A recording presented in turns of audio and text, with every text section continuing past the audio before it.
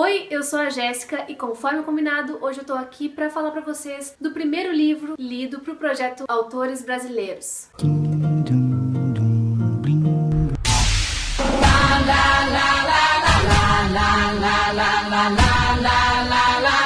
O livro que eu li foi A Arquitetura do Arco-Íris, da Cíntia Moscovitch, que é uma escritora gaúcha, e é um livro de contos. No vídeo anterior da apresentação do projeto eu tinha dito que esse livro continha 12 contos, mas eu tinha lido errado. Na verdade são 10 contos, eu tinha lido o subtítulo achando que era um conto, mas enfim. São 10 contos, um melhor que o outro. Eu fiquei impressionada, não porque eu duvidasse da escrita da Cíntia, até porque eu já conhecia a escrita da Cíntia, mas pela delicadeza, pela sutileza na escolha das palavras, pela narrativa fluida que ela tem e ao mesmo tempo tão elegante, tão bonita e tão tocante também, porque nesse livro, embora seja um livro de contos, existe uma certa unidade temática que faz com que todos os contos toquem a gente em determinados aspectos, como por exemplo, quando fala sobre o amor, quando fala sobre a solidão, quando fala sobre a velhice, quando fala sobre a juventude, quando fala sobre a infância. Mas de um modo geral, essa unidade se dá porque em todos os contos as protagonistas são mulheres, e mulheres muito interessantes. Mulheres marcantes, mulheres fortes, mulheres frágeis, mulheres de todos os tipos, mas mulheres. Então eu achei isso encantador, achei fantástico que a Cíntia tenha feito essa escolha por protagonistas mulheres. E para não ficar muito longo, para não falar de cada conto, eu vou falar para vocês de alguns contos que mais me marcaram. Como eu disse antes, as protagonistas são todas mulheres, mas a idade em que elas se encontram e as situações em que elas se encontram são diferentes. E isso é muito legal, dá uma variedade muito grande pro livro. Também pelo fato de tratar de temas que se repetem, a gente acaba tendo várias perspectivas, porque apesar do tema ser o mesmo, como por exemplo o amor, existem várias perspectivas. Então vai ter conto em que a protagonista se apaixona por uma mulher, vai ter conto em que a protagonista se apaixona por homem, vai ter conto em que a protagonista mulher é criança, e vai ter conto em que a protagonista mulher é velha, com o corpo dando sinais de vencimento, vai ter protagonista que tá no auge da juventude e experienciando coisas novas, enfim. Essa variedade eu achei fantástica, mas o principal é a escrita da Cíntia Moscovitch, que é uma delícia. Eu vou mostrar a capa do livro de novo, é A Arquitetura do Arco-Íris. Os livros da Cíntia Moscovitch são editados pela editora Record e todos têm um projeto gráfico mais ou menos parecido, sempre com esse lilás, que eu acho muito bonito. Aqui então tá o sumário, com os contos que fazem parte desse livro. E agora, para poder dar um gostinho a vocês do porquê eu gostei tanto desse livro, porquê eu acho ele tão interessante e quero que vocês leiam também, eu vou ler trechinhos de alguns dos meus contos preferidos. O primeiro trecho que eu vou ler é do primeiro conto, o conto que abre o livro e que é um dos melhores, ao meu ver. O conto se chama O Telhado e o Violinista, e ele começa assim: Judia suja. Eu, que nunca havia experimentado a sério ser quem era, porque uma menina de 9 anos apenas tem 9 anos, passei de uma hora a outra a ser judia e a ser também suja. O ódio na boca de Paula fazia com que as duas palavras se equivalessem. Fiquei ali, paradinha, olhando para a menina, que subitamente se tornara dona de uma voz tão impositiva que se assemelhava à verdade. Sem sabermos, ela ou eu, obedeciam-se às velhas tradições. Era um conhecimento com que os ruins já nascem. O ódio cintilando a ponto de desunir no miolo dos olhos negros, Paula repetiu a ofensa, arrastando-a escandida. Judia suja!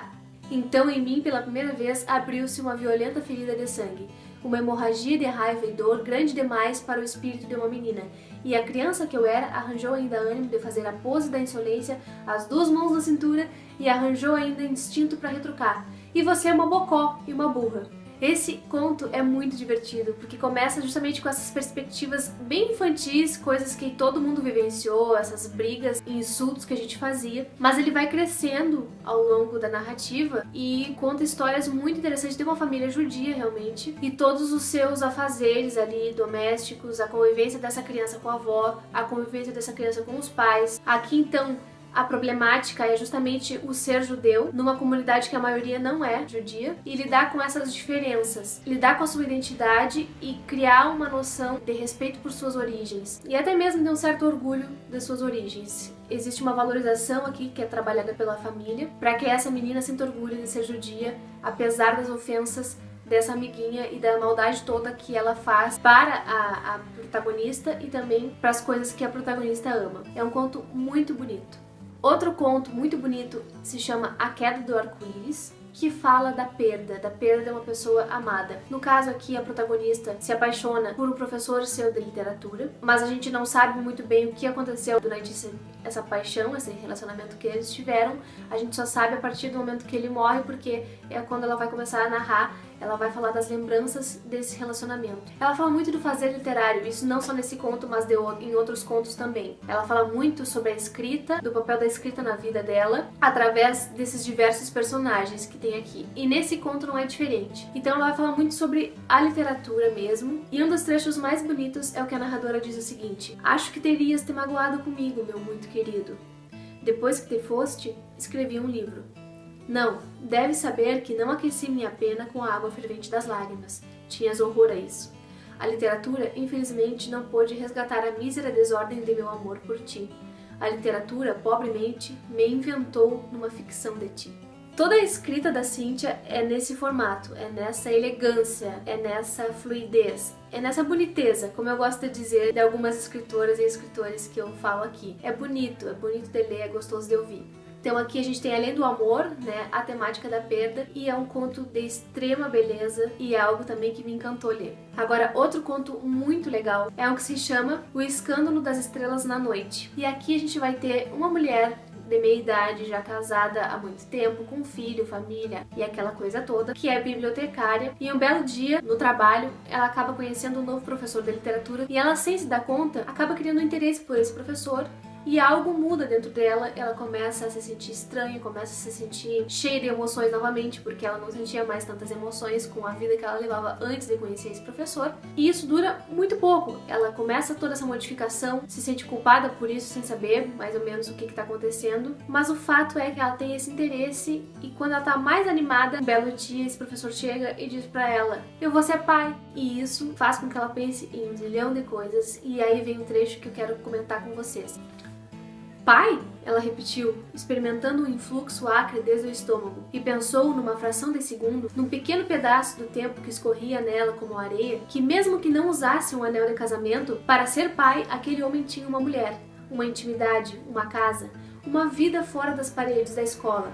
Mas o professor tornava a dizer que ia ser pai por primeira vez na vida, pai aos 50 anos. Ela imaginasse se aquilo podia ser verdade e gargalhava, sacolejando os ombros, os olhos rebrilhando, úmidos de uma alegria infame, uma satisfação que lhe subtraía a dignidade comedida e que lhe deformava a bonita cabeça de filósofo. E porque o professor tinha o presente de ser o homem de uma mulher, porque ele esperava o futuro de ser o pai de um filho, e porque para ela própria o futuro era nada além de uma mancha escura numa tela negra, e o presente pouco além de nada, só a obrigação de dolorosamente aceitar as flores na toalha e a pureza de uma família, e porque tinha uma flecha farpada transpassando o espaço entre as costelas, uma chaga supliciante que aproximava do calvário e de uma vaga sensação de posteridade, disse ao professor: meus parabéns, e fechou-se em silêncio. Dá pra perceber que, embora não haja nada demais, nenhum suspense, nenhuma cena surpreendente, o que chama atenção aqui é a forma como a Cíntia vai narrando esse sentimento que é tão humano. Quando uma pessoa conta uma notícia que pra ela é a melhor do mundo, mas pra gente é a pior de todas possíveis, esse sentimento é muito bem traduzido aqui. Então eram esses os trechos que eu queria mostrar pra vocês, de alguns contos específicos que eu gostei muito, que eu até marquei com post-it porque eu quero ler e reler mais vezes durante a vida. Esses contos me tocaram bastante e eu fiquei muito feliz por ter lido essa obra agora, nesse momento que eu precisava tanto ler uma coisa boa desse jeito. Isso aqueceu meu coração e eu espero que vocês se interessem um pouquinho por essa leitura e possam conhecer também a escrita da Cíntia Moscovitch. A gente precisa ler mais contos, que não é um gênero tão prestigiado quanto o romance, por exemplo, e a gente precisa ler mais mulheres, e aqui tá uma boa pedida para isso. Leiam a Cíntia Moscovitch, que eu tenho certeza que vocês não vão se arrepender. Então é isso, pessoal, eu espero que vocês tenham gostado do vídeo. Essa é a primeira resenha do nosso projeto Autores Brasileiros. A gente vai estender esse projeto, a gente vai lendo livros. Eu acredito que seja um por mês que a gente vai apresentar para vocês aqui. E não deixem de acompanhar tanto o meu canal quanto os canais das outras pessoas que estão participando desse projeto, que é muito legal. A gente vai conhecer um pouquinho mais do Brasil, a gente vai conhecer um pouquinho mais dos autores das nossas regiões, e isso vai trazer um enriquecimento muito grande para nós e também para quem estiver assistindo e participando desse nosso projeto, seja incentivando a leitura, seja indicando leitura, seja comentando também se leu esses livros, enfim.